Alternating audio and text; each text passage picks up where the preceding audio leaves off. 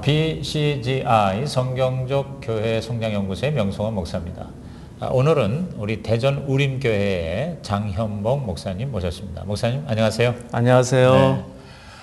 우리 목사님께서는 어떻게 언제 예수님 믿으시고 또 목회자의 길은 어떻게 들어가셨는지 좀 인생 이야기를 잠깐 먼저 듣고 싶습니다. 저희 그 애할머니가 선교사님을 통해서 복음을 듣고 예수님 영접하셨고요. 네.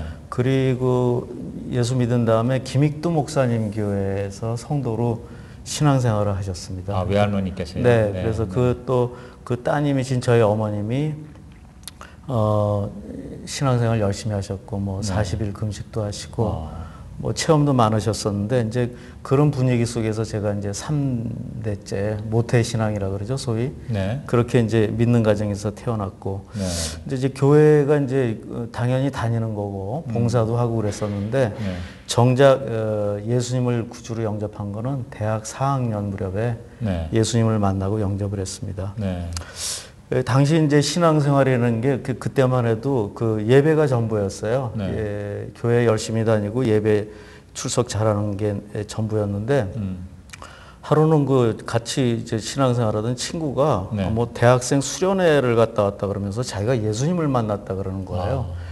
그런데 간증을 하는데 한 얘기 또 하고 그러는데 너무나 감동이 되고 얼굴에 해같이 빛나고 그래가지고 이제 거룩한 고민이라 그러죠. 그걸 하고 이제 돌아와서 집에 와서 주님 저도 좀 어떻게 좀 해주십시오. 그 친구가 그 뭔가를 만난 것 같은데 그래서 이제 처음 진지한 그 기도를 방에 들어가서 무릎을 꿇고 저 좀 어떻게 해주십시오. 이렇게 기도를 드렸죠. 뭐 그러다가 이제 예수님을 영접하게 됐고 요한복음 3장 16절 말씀이 들어오면서 이제 뭐 그 과정이 좀 길긴 한데 이 사람의 말은 아닌데 그 하나님 아버지의 마음이 저한테 오고 제 마음도 하나님 아버지한테 이제 오가고 이제 뭐 이런 거죠. 이 얘기를 하자면은 아버지시네요. 그러면 그렇단다 그러시는 것 같고 너무 좋은데 왜 이제야 오셨어요? 그러면 이제라니 네가 태어날 때부터 지켜보고 있었단다. 뭐 이런 마음이 또 부어지고 그래서 사랑한다 아들아. 그래서 이제 너무 행복하고 몇 날을 그냥 한 1, 2주를 울면서 다녔어요. 기뻐서. 그래서 바로 인생은 예수님 만나기 위해서 사는 거였었구나. 이제 그런 것을 이제 깨닫고 이제 그때 예수님 만나서 너무 좋으니까 이제 뭐 간증이라 그러죠. 그땐 간증도 몰랐는데 학교 가가지고 대학 때 이제 저희 친구들한테 얘기를 하니까 이게 뭔가 있는 것 같다 해가지고 대학 때 학과 친구들이 한 7명이 저를 따라다니더라고요. 그래요? 왜 따라다니는지도 모르겠고 그래서 하여튼 뭐 믿고 싶은 것 같기도 하고 그래서 이걸 어떻게 하나 그때만 해도 뭐 양육이나 이런 개념도 없었고 그래가지고 교수님 중에 이제 장로님이 한 분 계셔서 교수님 저희 좀 어떻게 좀 이끌어 주세요.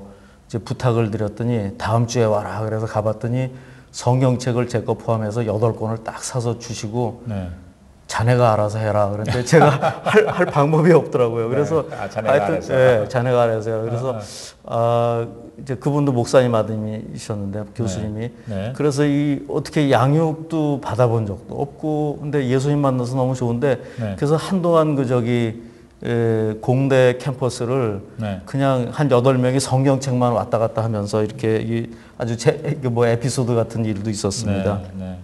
그래서 이제 대학원도 갔었는데 그때서도 그냥 예수님 만나는 게 너무 좋아서 만나는 사람마다 이렇게 복음을 전했습니다.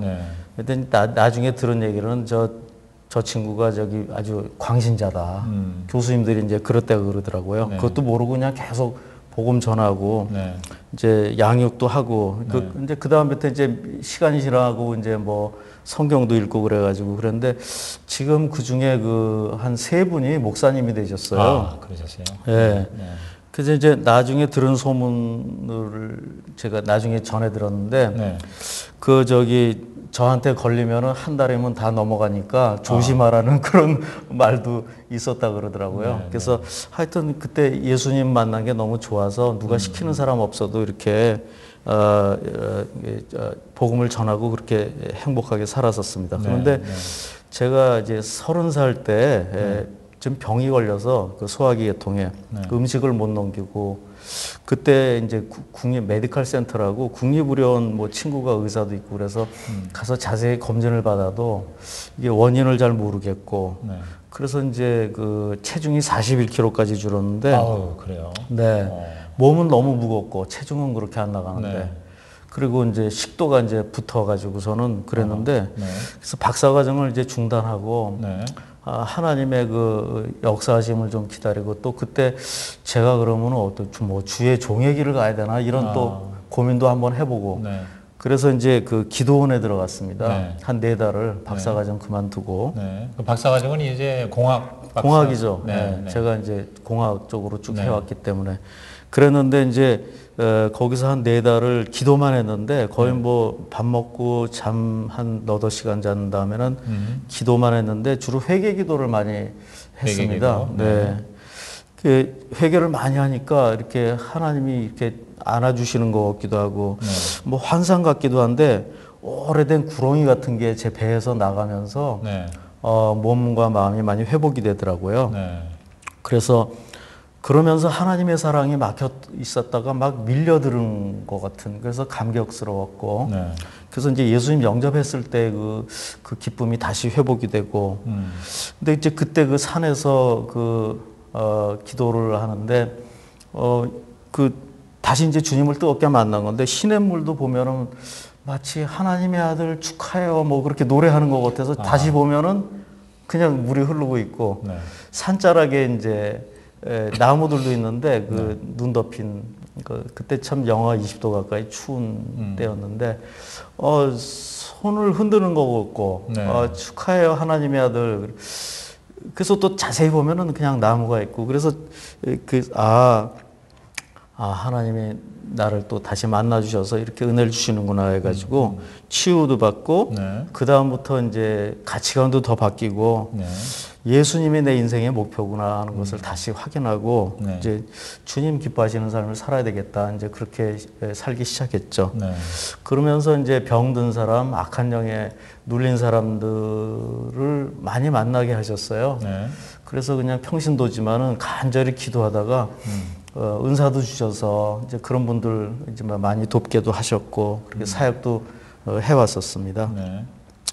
그래서 이제 박사과정, 공학 박사과정 이제 중단했다가 다시 또 이제 연속할 그 기회를 주셔서 학위 마치고 연구소에서 근무하다가 제가 캠퍼스에서 또 은혜도 받고 또 그 학생들이 아무래도 마음도 열리고 그래서 캠퍼스에서 전도도 하고 주님 일을 하려고 이제 1991년에 대전의 모건대학교 공과대학 교수로 이제 오게 되었고 그리고 이제 해외 선교단체도 열심히 섬기다가 그 인연으로 해가지고 카이스트 교회라는 데가 있습니다. 카이스트 안에 이제 학생 중심에 거기에 목회자로 부르셔가지고 제가 마침 또 침례신학대학원을 이제 들어가 있던 상태라서 순종하고 거기서 한 5년을 이제 담임 목회를 했습니다. 그러니까 목회자 될 생각은 전혀 안 했고 그냥 무슨 모양이든지 주님을 섬기는 게 너무 좋아가지고 했는데 이제 하다 보니까 한 걸음 한 걸음 순종하다 보니까 이제 목회까지도 하게 된 것 같습니다. 그래서 뭐 목회나 사역이 제가 무슨 비전이 있어서 하는 게 아니라 그냥 주님이 이렇게 부르실 때 필요해서 그냥 순종하다 보면은 이게 하는 게 아닌가 이런 생각도 하게 되었습니다. 그러니까 대학 때 이제 예수님 만나고 그 다음에 대학원 박사과정 중에 아플 때 또 성령 체험하시면서 신의도 경험을 하시고 그래서 너무 좋아서 이제 복음을 전하다가 이제 평신도지만 복음 전하는 생활이 연속이 돼서 이제 신학도 하시고 카이스트 대학 이제 담임을 하시고 그럼 이제 우림교회는 언제부터 개척하신 건가요, 목사님? 예, 그렇습니다. 그래서 카이스트 교회 한 5년을 목회를 잘 했고 거기서 그 목회를 하기 전에 그냥 일반 교회에서 열심히 하고 있는데 한 2년가량을 너에게 줬던 그 성령의 은사를 부릴 듯하게 하기 위해서 네. 기도를 하라 그러시더라고요. 감동을 주시더라고요. 그래서 왜 그럴까 그러면서 뭐 제가 그때 다니던 교회는 그 성령의 사역을 그렇게 많이 강조 안 하던 그러나 아름다운 교회였는데 왜 그럴까 그랬는데 그래서 한 2년을 기도를 했습니다. 다시 그 은사들을 일으켜달라고. 그런데 이제 카이스트 교회 가보니까 거기가 영적으로 굉장히 치열한 지역이더라고요. 겉에서 볼 때는 뭐 이렇게 뭐 인재들이 있다 그러지만 얼마나 그 치열한, 그래서 아마 그거를 하게 하시려고 그 은사를 다시 이렇게 위해서 기도하라 그러신 거였고, 그래서 5년을 이제 잘 섬기고 나오게 됐습니다. 그래서 교회 개척은 이제 1999년 12월에 지금 이제 우림교회 제가 섬기고 있는 교회를 개척했는데 성경에 가장 가깝다고 하는, 그때만 해도 셀그룹 처치로 셀그룹 교회를 개척을 했습니다. 그래서 도움도 많이 받고 또 뭐 싱가포르도 가보고 또 무슨 G12 원조 목사님 강의도 직접 들어보고 이렇게 많이 했는데 도움도 받았지만 이게 잘 안 되더라고요. 한계에 부딪혀가지고 몇 년 하다가 그냥 보내고 있었습니다. 사실 목사가 물론 전도는 조금씩 되고 또 뭐 이렇게 제가 기도하고 말씀하는 건 계속 하고 있었지만 목사가 하나님에 대한 그런 집중이나 이런 거를 잃어버리면 안 되지 않습니까? 근데 이제 그런 상태로 지나다가 이러면 안 되겠다 회개하고 주님이 원하시는 거를 다시 붙잡고 해야 되겠지 하는데 책장 속에서 꽂아뒀었던 그때 2009년인데 그때 당시로부터 15년 전에 그 최영기 목사님의 구역 조직을 가정교회로 바꾸라. 그 책을 읽으셨어요? 그 책을 읽었었어요. 예전 교회 카이스트 교회 할 때도 거의 성경 공부 너무 많은데 공동체가 필요하다 그래서 그 책을 서로 나눠서 읽고 그리고 이제 했었는데 내용 좋다 참. 그러고 근데 그때는 그냥 넘어갔어요. 셀교회 중에 하나인 줄 알고. 그렇죠. 그런데 그걸 다시 꺼내서 이제 15년이 지난 그때 읽어보니까 내용이 참 좋고 이해는 되는데 제가 해보지는 않았더라고요. 그렇게. 내가 해보질 않았구나. 그래서 이 마음에 그 감동을 받고 뜨거워져서 제가 연락을 해보니까 휴스턴 목회자 세미나가 있다고 그러더라고요. 처음에 그 책 읽을 때는 세미나 있는 줄 몰랐거든요. 그래서 그거를 이제 제가 직접 이렇게 추천도 받지 못하고 그냥 먼저 등록을 하고 그래가지고 2010년 1월에 휴스턴 서울교회 목회자를 위한 가정교회 세미나에 참석을 했습니다. 그래요? 저하고 똑같네요. 그러신가요? 저도 책 사놨다가 20년 동안 책장에다 꽂아놨다가 저는 15년. 15년. 그리고 그 우연히 읽었는데 갑자기 마음이 뜨거워져서 느닷없이 휴스턴에 가서 그래서 거기 목회자 세미나에 참석하고 가정교회에 대한 꿈을 가지게 되었는데 그러셨구나. 완전히 목사님 저하고 판박이네요. 그래서 가보니까 세상에 이런 교회도 다 있구나. 그러니까 이런 교회가 다 있네. 이렇게 섬기는데 아주 그 기쁨으로 섬기더라고요, 그분들이. 그래서 우리 앞에서만 그러는가 해서 저 화장실하고 저 복도 다른 데 또 가보니까 아주 거기서도 기쁨으로 얼굴이 그 기쁨이 충만해서 목자 목녀님들 성도님들이 섬겨서 이게 진짜구나. 세상에 이런 교회가 있으면 이런 교회 하다가 이제 마지막에 하나님 뵈면 좋겠다 하는 생각을 가지고 저하고 똑같습니다. 돌아와 가지고 이제 한 1년을 이제 뭐 좀 금식도 하고 이제 토양 작업을 해 가지고 2010년 11월에 가정교회 전환을 했습니다. 그러면 지금 이제 8년 9년 차 됐네요. 만 8년 좀 넘었습니다. 8년 되셨어요. 개척한 지 10년 만에. 그렇죠. 1999년 말에 개척을 시작해서 2009년에 마음이 뜨거워져서 그래서 이제 2010년에 그러니까 10년 근황 전통적인 목회 하시다가 그렇습니다. 그러다가 이제 가정교회로 전환을 했어요. 그 전환 과정에 대해서 좀 더 얘기 듣고 싶습니다. 뭐 전환은 그래서 이제 저희가 7개 목장으로 시작을 했어요. 왜냐면 그 처음에 밥을 하는 게 뭐 어렵다 뭐 이런 얘기가 있어서 목자 목녀 헌신을 제가 예상보다 많이 안 하셨어요. 그래가지고 어떤 분은 중직자인데 안 하신다 그래가지고 할 수 없이 이제 제가 목자를 해야 되니까 그 중직자를 누가 목원으로 받겠습니까? 그래서 네. 제가 이제 목장도 하고 처음에는 이제 그 세팅을 하기 위해서 뭐 저와 저희 그 사모가 이제 네. 시범 목장도 하고 네. 초원 모임도 섬기고 네. 또 저희도 목장도 하고 네. 처음에는 하여튼 전력 투구를 많이 해야 되겠더라고요. 네. 그렇게 해서 이제 지금 현재는 16개 목장이 되었고요. 네. 그래서 이제 뭐 중간에 여러 뭐 과정도 있었고 그렇지만 네. 이제 편안하게 성경적인 교회가 바로 여기 있으니까 네. 그냥 이 일을 같이 또 동역하는 목사님들 좋은 분들 너무 많이 계시니까 네. 같이 함께 이 길을 손붙잡고 가면 되겠구나 하는 목회의 안도감이라 그럴까? 그리고 한 방향으로 이렇게 집중할 수 있어서 너무 감사하게 지금 목회를 하고 있습니다. 그 전환을 하실 때 혹시 가장 큰 어려움이 뭐였어요? 그러니까 반대하는 사람도 있었고 또 교회를 떠나는 사람조차도 있었을 텐데요. 네. 네. 가장 큰 어려움이 뭐였습니까? 전환에서의 가장 큰 어려움이. 네, 가장 큰 어려움은 네. 첫 번째는 이제 제가 이 일반 목회를 하다가 네. 가정교회를 하다 보니까 네. 그 신약교회가 저희 그 생각이나 삶 속에 이렇게 잘 뿌리가 내리지 않아서 힘들었던 것 그렇죠. 같아요. 체질이 네. 안 되니까. 네. 그래서 네. 그 시간이 갈등하고 이것은 기존 목회 방법인데 이거는 또 성경의 방법이 아닌 것 같다는 그 갈등을 느끼고 네. 또 제가 또 저를 이제 좀 그것을 바꿔야 되겠고 네. 제가 변화되는 게 가장 힘들었던 것 목사님 같습니다. 자신이 네, 변화되는 거. 그게 한 몇 년 걸리는 것 같습니다. 네. 네, 사람마다 좀 다르겠지만 그리고 네. 또 하나는 이제 뭐 개척 때부터 같이 했었던 동역자분들이지만은 네. 또 이제 가정교회에 대해서 생각이 좀 다른 분들도 계실 수 있거든요. 그렇죠. 이제 그런 분들이 이렇게 좀 이렇게 떠나가실 때 네. 마음이 아프지만 근데 그런 분들은 다 이제 믿음에는 굳게 서 있고 네네. 또 나름대로 신앙생활 열심히 하셨기 때문에 그렇게 이제 마음을 먹으니까 또 편안해지고 뭐 그런 것들이 좀 어려움이 있었고요. 네. 그 다음에는 뭐 이렇게 주님이 원하시는 목회를 한다. 네. 성도님들을 사역자를 세운다. 이런 즐거움이 너무 커서 네. 큰 어려움은 없었던 것 같습니다. 네. 네. 그러니까 목자 목료가 7개 이제 시작됐는데 네. 그 목자 목료 중에서도 이제 제대로 준비가 안 된 사람은 굉장히 힘들었을 것 같아요. 그렇죠. 근데 그걸 이제 굉장히 엄선하셨나 봐요. 꼭 해야 될 사람을 하시고. 아니 본인이 자원을 하도록 했습니다. 자원하도록. 네. 네. 그래서 자원을 안 하는데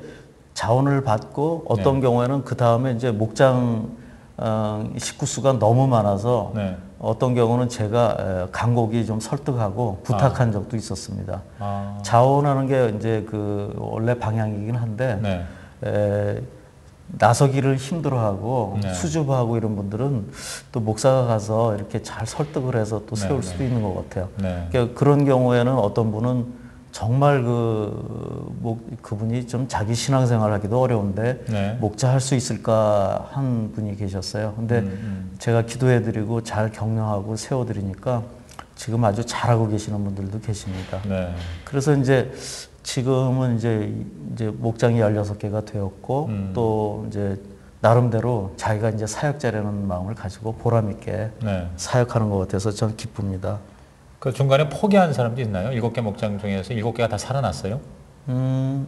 예를 들어서 뭐 목장 쉽게 말해 폐쇄까지 가는 그런 경우가 있었나요? 그렇게 폐쇄된 적은 없고요. 네. 그러니까 예를 들면 이제 뭐 목자님이 어디 뭐 주재원으로 어딜 이사 간다 그러면 이제 그거는 제가 조정을 해줘야 되겠고 중간에 이제 한 1년, 2년 차 처음에 좀 이렇게 떠난 그때 당시에는 이제 적응을 열심히 나름대로는 하려고 애를 쓰다가 이제 좀 너무 힘들어서 떠나신 분들은 계셨죠. 이제 그 목장은 또 다른 목자를 세우고 예, 그렇게 해서 본인들한테 물어봤습니다. 네. 다른 목장에서 목자를 파송을 받으실랍니까? 아니면 여러분 중에서 목자가 나와서 하겠습니까? 아니면 흩어지겠습니까? 이렇게 물어봐서 자신들이 이제 기도하고 목자를 세우겠다 그래서 그렇게 하라고 그렇게 네. 한 적이 있습니다. 그러니까 보니까 목사님 그 교회는 물론 이제 비록 규모는 그렇게 크지는 않더라도 7개 목장이 그래도 결국 다 살아나고 거기서 또 분가가 되고 그 이제 지금 배가 부흥 이상을 했는데 그 전에 이제 셀 교회에 대한 관심이 많았잖아요. 그러니까 그런 소그룹이나 아니면 그런 어떤 성경적 가족으로서의 공동체에 대한 관심을 갖고 목회를 지속적으로 해온 것이 가정교회로 전환하는 데 도움이 되었다고 생각하시나요? 아마 조금은 도움이 됐을 것 같아요. 셀그룹, 소그룹을 많이 해왔었으니까. 근데 이제 우리 가정교회 하시는 분들은 아시지만 셀그룹하고 가정교회가 외형적으로는 또 뭐 이렇게 신학적으로는 셀그룹 처치의 일부라고도 이제 분류를 하는데 가정교회가 제가 겪어온 바로는 많이 다릅니다. 가장 큰 차이가 뭐라고 생각합니까? 셀 처치와 가정교회와. 셀 처치는 그러니까 그 형태하고 시스템은 딱 갖춰져 있는데 이렇게 그 영혼권에서 제재 잡는 것은 목적은 같은데 그게 오히려 더 좀 잘 안 되는 것 같더라고요. 제가 잘 못해서 아마 그럴 수도 있겠고요. 잘하는 분들은 잘하실 텐데. 또 하나는 목자 목녀가 서로 같이 상의를 하면서 목회한다는 게 아주 큰 차이입니다. 이제 보통 셀교회 같은 경우면은 여성 셀, 남성 셀, 동정, 업종 셀 이렇게 해가지고 다 나눠서 또 뭐 남녀가 같이 있으면은 쉐어링이 잘 안 된다고 깊이 있는 그래가지고 막 이렇게 쪼개는데 그러면 더 잘 될 것 같은데 오히려 제가 경험한 바로는 부부가 같이 있고 남녀가 같이 있을 때 오픈이 안 될 것 같은데 가정교회에서 오픈이 더 잘 돼요. 치유도 일어나고 거기서 하나님도 경험하고 그리고 이제 셀 리더 같은 경우는 혼자서 그 셀을 다 책임지고 나가서 이렇게 버거운데 목자 목녀가 마치 개척교회 목사님 사모님이 의논하고 기도하고 서로 이렇게 하면서 이렇게 도와가면서 목회를 일으키는 것처럼 부부가 목회한다는 것이 큰 강점인 것 같아요. 거기에 제가 느끼는 바로는 그런 느낌이 좀 있습니다. 부부가 목회한다는 것이 큰 강점이다. 그러면 셀교회나 가정교회나 지향하는 목적은 같다고 보는데 또 나타나는 형태도 비슷한데 그러나 지금 제가 종합해 보면 첫째는 구성 성분이 셀 그룹은 이제 흔히 말하는 그 호모지니어스 유닛, 즉 동질 구성 단위로 남성대로 여성대로 뭐 예를 들어서 그런 동정업종, 식으로 동정업종 이런 식으로 그런데 가정교회는 다 섞잖아요, 그렇죠? 비신자까지도 같이 하고 비신자까지 또 남녀 그다음에 가족, 또 아이들까지. 그다음에 두 번째 차이는 지금 리더십의 그 어떤 특징인 것 같아요. 그러니까 셀 그룹은 셀 리더가 그냥 그 한 사람에게 의존하지만 가정교회는 목자 목녀라고 하는 부부 중심으로서 서로 협력하고 그게 아주 큰 힘이 나오는 그게 큰 힘이 되고 있다. 조금 좀 방법론의 차이로 지금 얘기를 하시는 것 같아요, 목사님. 방법론이기도 하지만 부부가 같이 사역한다는 것은 굉장히 그 본질이 달라지는 것 같습니다. 목회의 내용도 달라지고 굉장히 풍성해지고 이렇게 서로 보완을 하고 그래서 부부 안에서만 나오는 그런 어떤 파워가 있는 것 같아요. 치유도 되고 또 목회도 되고 케어도 전혀 다르고 그래서 너무 풍성해진 것 같고 그런 느낌을 받았습니다.